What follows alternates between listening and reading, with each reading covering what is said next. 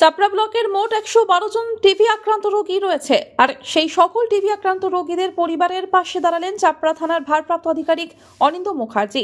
চাপড়া থানার টিবি আক্রান্ত রোগীদের পরিবারের সদস্যদের হাতে চাল, ডাল, তেল, সোয়াবিন সহ অন্যান্য জিনিসপত্র তুলে দেন এবং আগামী দিনে তাদের পাশে থাকার আশ্বাস দেন চাপড়া থানার ভারপ্রাপ্ত আধিকারিক অনিন্দ মুখার্জি সহ গোটা পুলিশ মহল।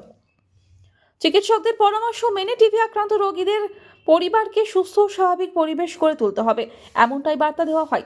অনুষ্ঠানে উপস্থিত ছিলেন নদিয়ার কৃষ্ণনগর পুলিশ জেলার ডিএসপি শিল্পী পাল সহ চাপড়া ব্লক সমষ্টি উন্নয়ন আধিকারিক সমীর রঞ্জন মান্না, স্বাস্থ্য দপ্তরের আধিকারিক সহ অন্যান্য আধিকারিকেরা। তবে চাপড়া থানার এই উদ্যোগকে কুর্নিশ জানিয়েছে গোটা চাপড়াবাসী, কারণ পুলিশ শুধু সমাজের দায়বদ্ধতা নয়, রয়েছে আরো বেশ কিছু দায়িত্ব। তার মধ্যে 24 ঘন্টা মানুষকে পরিষেবা দেওয়ার পরেও পুলিশের এই মানবিক চিন্তা ভাবনায় প্রশাসনিক মহল থেকে জানানো হয়েছে কুর্নিশ। টিবি যে রোগটা রয়েছে সেটা কিন্তু কোনো অদ্ভুত রোগ নয়, মানে এই রোগটি হলে আপনাদেরকে কিন্তু সমাজ থেকে বহিরাগত করা বা আপনাদের আলাদা করে দেওয়া সেই কনসেপ্টটা এখন আর নেই, আগে যেটা ছিল।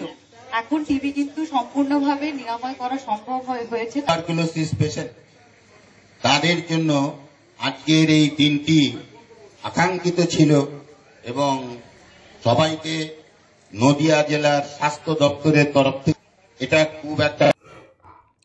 নদিয়া থেকে মাধব দেবনাথের রিপোর্ট, আনন্দ বার্তা।